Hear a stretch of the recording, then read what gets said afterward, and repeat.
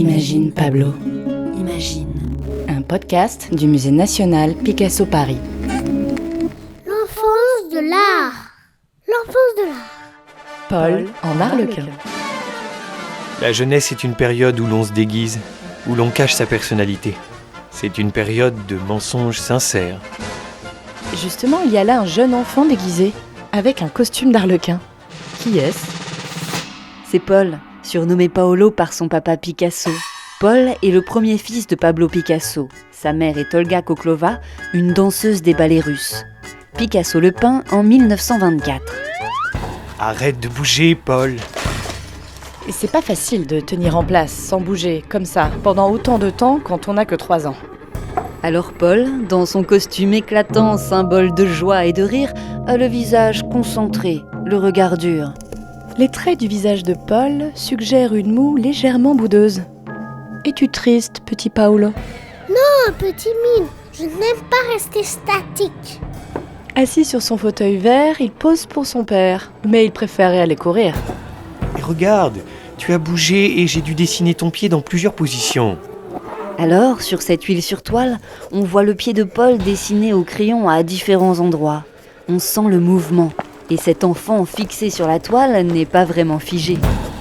D'ailleurs, il a dû partir là, non ? Parce que Picasso a laissé son tableau inachevé. Le costume est peint, le visage aussi, mais le fauteuil n'est pas fini. Et quelques parties du corps de Paul ne sont pas encore esquissées. Peut-être que Picasso n'a pas eu le temps de finir sa peinture. Ou que Paul s'est levé du fauteuil et s'est enfui dans sa chambre. Non, le non finito est un choix du peintre. Pour moi, achever une œuvre, c'est lui enlever son âme. Lui donner ce qui est le plus fâcheux pour le peintre et pour le tableau, le coup de grâce. Une œuvre doit donc toujours rester inachevée. Il doit toujours y avoir une possibilité de continuer de la travailler. L'artiste choisit de s'arrêter au moment où il a atteint ce qu'il a voulu atteindre en commençant le tableau.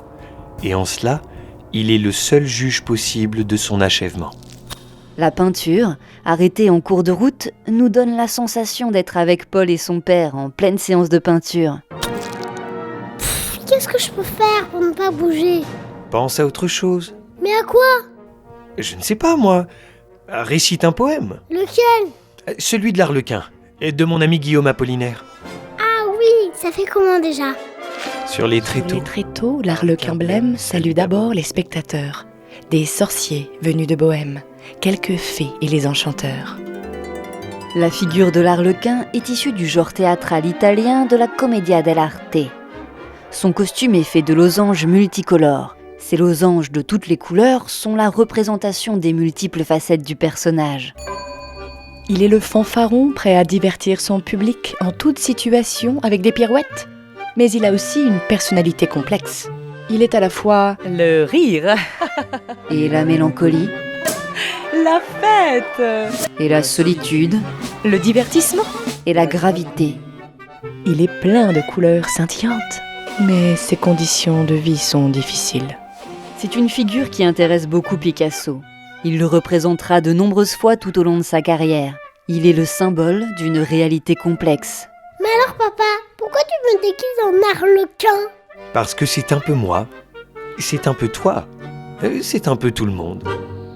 Ayant décroché une étoile, il la manie à bras tendus, tandis que des pieds à un pendu sonnent en mesure les cymbales.